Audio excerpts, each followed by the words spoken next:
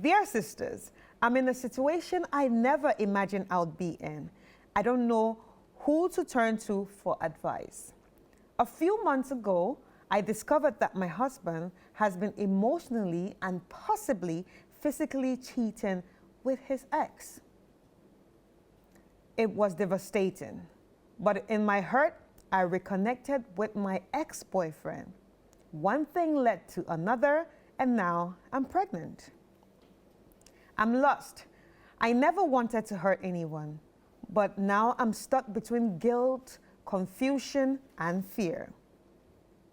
I don't know what to do next. Should I tell my husband the truth? Do I keep this secret and move forward with my ex, or should I walk away from both of them and figure it out on my own? Please, any advice would mean the world right now. I'm in deep and hot waters as I type this letter. Walk away. Walk away. Because Why? the whole situation is a hot mess. When it comes to marriage, right, it's a contract, sort of. So when you're ready to make things official, there should be some terms and conditions. You have to define things, what are we, the purpose of being together. It has to be defined, you understand? But you're saying that your husband was cheating on you with his ex and all. So obviously he's checked out. That's what I think. And you even found out. And instead of having a conversation and maybe saying that, hey, this is not what I signed up for. We're supposed to do this together. And so if this is how you're feeling, then there should be a decision. Maybe he has to move on with that person, and then you two, Charlie, you check out whatever. But you also now went to see your ex. You're pregnant for him. So now there's a kid involved. So that's the main thing for me. The child is the main thing now. Because you're going to make a decision for somebody who has nothing to do with the situation. Mm-hmm. Do you understand? So the question to you is, are you even going to keep that child, number one? Mm-hmm. If you're going to keep that child, you obviously know that it belongs to your ex. I don't think you should be in this situation whilst you're having a kid for your ex. Because looking at things, I don't think your husband will even accept that. Mm-hmm. I'm just speculating. But if it were me, I'm going to check out. I'm going to walk out, because you mentioned confusion. She mentioned a few words. I'm confused. I'm afraid. What else? I'm guilty. These are very heavy emotions, very, they're serious, emotions that can mess with your head. If you don't take it, you're going to make, sorry to say, a stupid decision just to make everything go away, sort of, which it will never go away. Once there's a kid involved, it will never just go away, because now it's not about you and the man anymore. There's somebody else in the picture, somebody who is coming in who didn't ask to be there.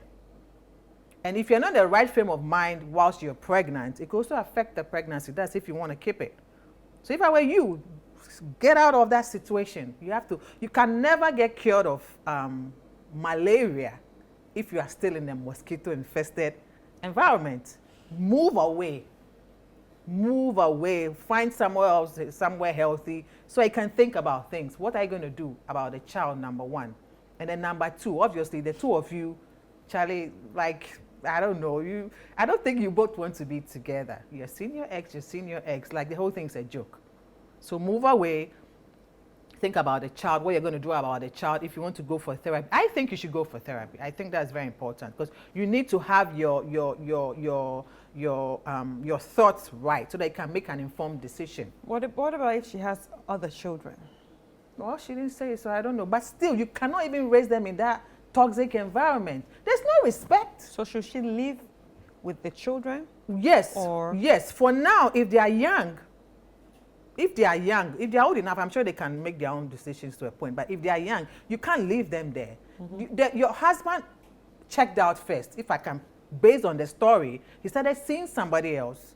Do you understand? He's seen somebody else, and you have even found out. That tells you that the person has breached the contract. Why would you still want to be with somebody who did that? And you, instead of having a conversation to move away, you also went and also did whatever he's doing. What are you together for? But like, let's listen to this again. Yeah. I discovered that my husband has been emotionally That was what I was And going to and say. possibly, That was what I was so gonna get to. possibly, we're not even sure. She's That not is what I sure. said. You should have had a conversation. That's why I said she should have had it, but you didn't do that. Now you dear, see what you've gone and done. So your story doesn't even sound like too nice now, because once a pregnancy comes in, the story changes. That's what I'm saying. You should have had a conversation with him. This is how I'm feeling. I'm feeling insecure. What's happening? This is what I'm thinking. If the man is a transparent person enough and is honest, maybe he'll tell you that this was good. It tells you guys have a lot of issues with your marriage. There's a lot of issues, like people are not being heard in the relationship. There's a lot of miscommunication. Because like you're saying, she didn't even confirm anything. She didn't confirm, but that's how she was feeling. So maybe she's not been heard. So she was thinking, me too, let me go and do some. But now look at what you've done. But she brought a story, so that's where I'm going to come from. She should move away. She should move away and think about what I'm going to do about the baby. If I'm going to keep the baby, what am I going to do? Because since you are sure it's not for your husband doesn't have anything to do with that kid. So I think you do that because it's you. You need to do what works for you. You made that decision. As Olivia said, you laid your bed, right? You laid, so you have to find how you're going to lie in it. So make sure the decisions you make going forward are going to benefit you number one, because there's a kid involved. If you decide to keep that kid, you are going to be responsible for that kid mentally and physically, financially. Are you ready for all of that? So, but you need to move away. Speak to a therapist, think about all of that, and make a decision that will favor you number one, because you're the one who is going to take care of that kid. Right. Olivia, let's hear from you. Isn't it interesting how when the people we love so much, how more painful it is when the people we love so much hurt us, that sometimes when we're not as forgiving, we want to hurt them even more. And I feel like this is an exact situation. You guys got married. I don't know how the relationship was like before you got married. You're probably used to him giving you attention, everything going well. And then all of a sudden there's a disconnect. All of a sudden, and you chose your words carefully in your submission. You said that you noticed how he had emotionally started cheating on you and possibly physically cheating on you. And what are the signs of emotional cheats or people who cheat on you emotionally? They're disconnected from you. They're always on their phone. When you talk to them, They're not listening. listen. They don't even recognize that you're within the same space as they are. So you're sitting back and you're looking at all of this, and you're probably even hearing conversations in the middle of the night while you're pretending to be asleep. So you probably tried to get his attention and you didn't get it. And you're thinking, what can I also do so that he would get my attention? It's like what they say, hurt people hurt people. So in your desperation to get his attention, you're like thinking, oh, okay, if he's also doing this, I'm also going to do it to him and see if, okay, yes, he's also going to get my attention. But like they always say,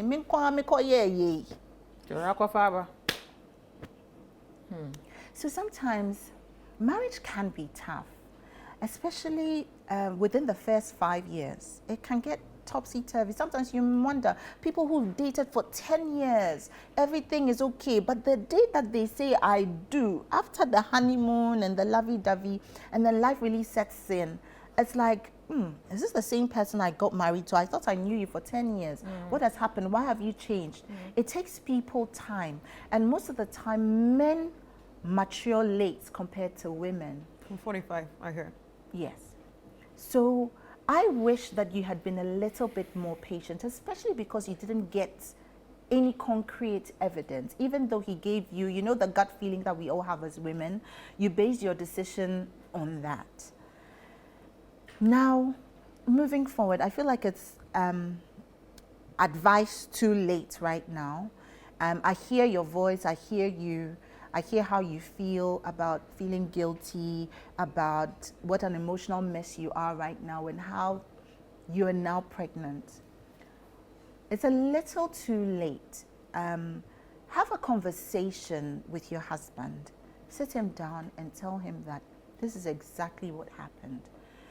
You are pregnant, you are with child for another man, and what does he want to do? You went out of the relationship because of X, Y, and Z. You don't know what you had done, but in desperation, this is what you did. If you must apologize, please apologize for it so he knows. And then ask him, this is what it is. What does he want to do? The reason why I say that is because it took two families to come together. And it's a little embarrassing because now the next question, when you even think about it, the bigger picture, if they even have to take the drinks back, all of that, it looks really, it doesn't look good on you, and it doesn't look good on even your parents and what it looks like. But I mean, it has happened. I don't want you to be one of those women that we read about on social media or in the newspapers about men finding out, if you don't tell your husband, about men finding out, oh, they paid the school fees of children who did not belong to them, or the child starts growing and the child doesn't look like their father, and the father starts feeling, is this my child? It would be too much water, just going under the bridge over nothing but lies and mistrust.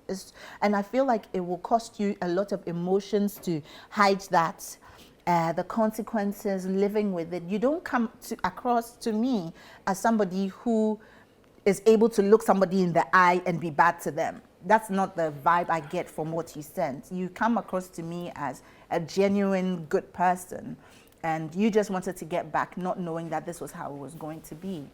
So please, my dear, I think first things first, tell him about it. Give him an opportunity to decide what he wants. If he decides, at least you know, and then you move on from there. I'm a little disheartened about your ex knowing that you were married. Even though you were married, he still went on to be intimate with you. So that's the only thing that gives me, because now the question is, if your ex ends up manning up and saying, okay, I want to take up, I would now marry you, or I now want to be with you. Sometimes from the stories I hear, men can be funny. They'll look at you and wonder, oh, I was with you and you cheated. Will you be like, I hope that, he's not that kind of person, because at the end of the day, it took two to tango. Do you get? So I hope that he's also more mature and he takes up the responsibility that comes with the enjoyment. Do you get what I mean? So by all means, let your husband know, let your ex know as well that this is the situation. And also ask your ex, my guy, this is suits me, suits you. It has given us a certificate. So how far now? Do you get? And then at least hear what he also has to say. Knowing his vibe will also help you to also be able to make an informed decision. But for me, I would she should tell her husband first, and then tell her ex, and then afterwards you see how it goes. But please, children never ask to be here, and there's nothing worse than being pregnant and being alone. Right. It's nice to have a shoulder to cry on, a big fat foot to put on somebody's lap for a nice massage, even in the middle of the night when contractions set in and baby is coming. It's nice to know that you have somebody to rely on. I don't even know how your parents are going to feel about you, and please give your parents opportunity to give them time to heal and time to come back, depending on what kind of parents you have. If you had strict parents, you shouldn't have done that. Allow them to vent and allow them to also heal, and allow them time to also come back. But at the end of the day, you are their child. They can't throw you away. They'll say, oh, you went to bring us this great. People would discuss you. Unfortunately, when men go and do these things, they get away. Women are incubators. Men are, givers. Every time we are always on them, depending on the decisions we make, we always end up falling at the short end of the stick. So, you know, it's happened, but now you have to carry all the stress and all the emotional difficulties that come with it. So please, next time, I beg you, I hope that your ex is responsible enough to take up this responsibility, but please, next time, please be careful. And should you end up even marrying your ex and problems come up, please know that in tree there's an adage, they say asemba anona yedeka, meaning when any situation comes up, you use your mouth to dialogue about the situation. Talk to your partner. If they are not hearing you, devise other strategies for them to get your attention, like going out with them, reaching out to them after a good shag. That is also helpful. You know, if that doesn't work, like somebody who they respect, it's always good to find that one person that your partner respects. That one person who, I'm not saying you'll go out and tell people my marriage problem. I'm not saying that. But there should be one person that your partner respects and will listen to. Reach out to that person and tell that person, oh, this is how you're feeling. Could they please speak to your partner? And then if they listen to you, all the best. But please know, it's never clear cut and dry. Marriages, there's always ups and downs. It takes time for sometimes the men to mature and come and meet you. Sometimes when you marry a woman who is immature, the woman also comes up to that guy's standard. But it takes a lot of patience. It takes a lot of forgiving. It takes a lot of, you know, understanding. There's a lady who said, the man, she's married though, she said the guy is rich, filthy rich guy. But the guy just can't keep his trousers on. He's going to this. But he has money to pay his kids' fees. He has money to pay their holiday trips. She said, I am not going to divorce this man.